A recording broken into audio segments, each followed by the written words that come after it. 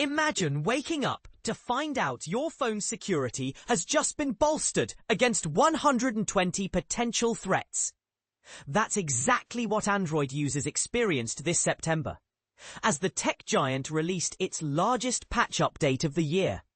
This massive security overhaul comes just before Microsoft's traditional Patch Tuesday, showing that Android is taking proactive steps to protect its users. In a significant move, Android rolled out a whopping 120 patches this month, addressing a range of vulnerabilities that could put users at risk. This is a stark contrast to July, when the company didn't release a single patch, seemingly confident that all was well. However, the urgency of this September update is underscored by the fact that two of the fixed vulnerabilities are already being exploited in the wild. But here's where it gets controversial. The two most concerning vulnerabilities are CVE-2025-38352 and CVE-2025-48543. Both are classified as high-severity issues, and they affect the very core of the Android operating system. CVE-2025-38352 impacts the Linux kernel, which is the backbone of Android, while CVE-2025-48543 affects the runtime environment that hosts applications. These flaws allow attackers to escalate their privileges on a device without any user interaction, making them particularly dangerous. Google has been tight-lipped about who is exploiting these vulnerabilities and how, but the language used suggests that a surveillance-ware company might be behind the attacks. To get a clearer picture, we reached out to the Citizen Lab at the University of Toronto, known for uncovering such issues. They reported that they haven't detected any active use of these vulnerabilities. However, the Hong Kong Computer Emergency Response Team, HK-CERT, has issued an alert, echoing Google's warning and confirming signs of limited, targeted exploitation. CVE 2025-38352 and CVE 2025-48543 are being scattered, exploited, HK-CERT warned in their bulletin.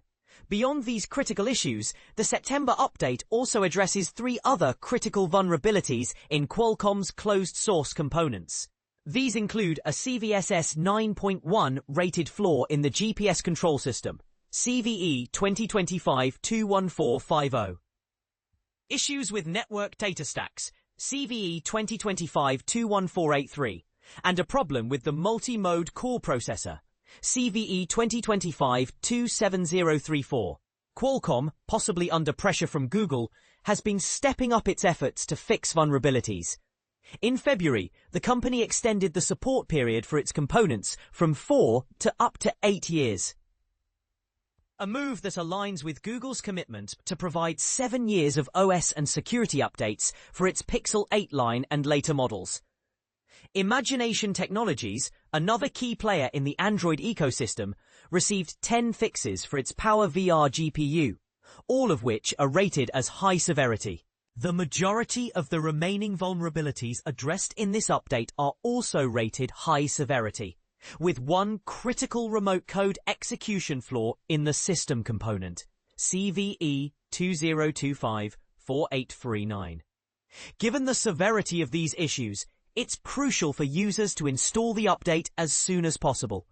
However, this is easier said than done. While owners of Google's Pixel handsets will receive prompt updates, they represent only a small fraction of the Android market. In the US, Google's market share is around 4%, leaving a vast number of devices vulnerable.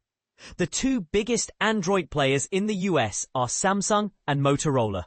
These companies will roll out the necessary fixes, but the timing is uncertain.